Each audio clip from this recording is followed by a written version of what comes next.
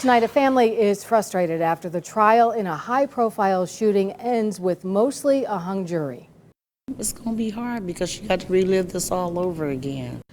Marquise Banks was shot and killed while driving along Interstate 77 in Greene in 2023.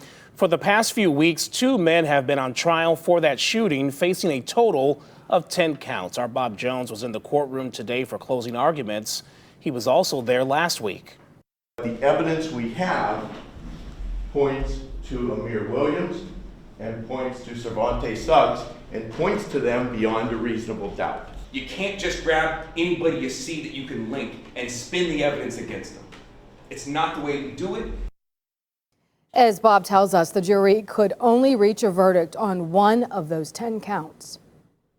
A year and a half has passed since Marquise Banks was murdered on I-77 in Greene. His aunt, Antoinette Jones, says the wait for justice continues to be agonizing. And I'm more hurt for his mother because she's going through so much and she's been so strong, and just to deal with the fact that she still has not gotten no justice. Prosecutors argue to the jury that Cervantes Suggs pulled the trigger and Amir Williams planned the killing, which was partially caught on an I-77 ODOT camera in August of 2023.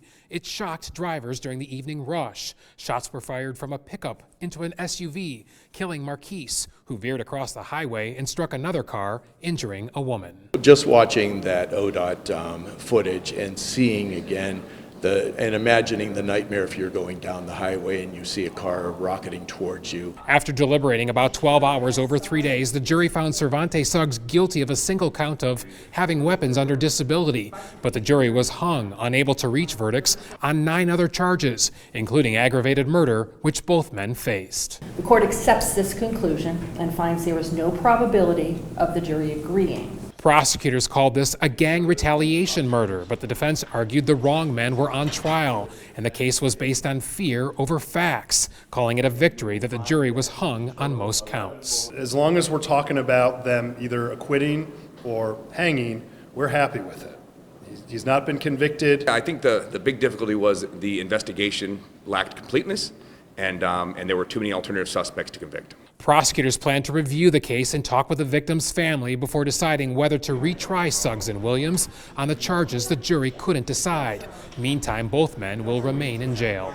Again, we're going to fight to see the justice is done in our community. Antoinette says she's frustrated by the court developments as the family prepares for the possibility of a second trial. It's going to be hard because you got to relive this all over again. That's the hardest part, because you have to do this all over again. Next up, a hearing is scheduled for March 11th when the prosecution will reveal whether they are retrying the men for murder and other counts. In Akron, Bob Jones, News 5.